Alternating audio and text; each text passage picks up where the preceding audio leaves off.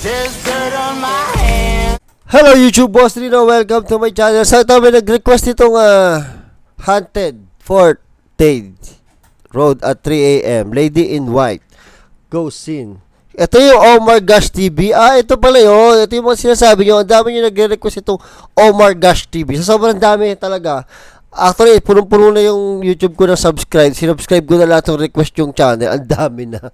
Ang dami palang nag-go-ghost something. So ito, di ko alam kung sino nag-request ito. Alam mo na kung sino ka, di ba?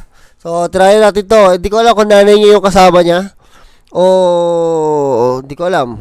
Ngayon ko lang siya nakita eh. Pero ito, may Lady in White Ghost Scene. Mukhang ghost hunting eh. Mukhang maganda, gusto ko itong mga ganito eh. Wag muna tayo sa loob ng bahay, sa labas muna.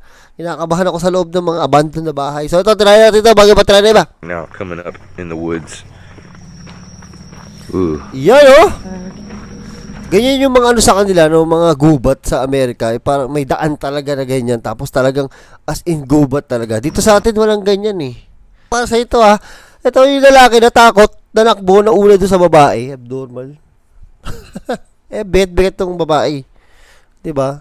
Para makakatakbo yun, Diyos ko. Pero pinakita rin ako eh, minakita akong parang white, no. Pero ang dilim, grabe, ang dilim nung lugar. Nakakatakot, hindi rin ako pupunta dyan.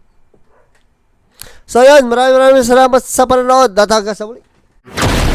I came from the mud. There's dirt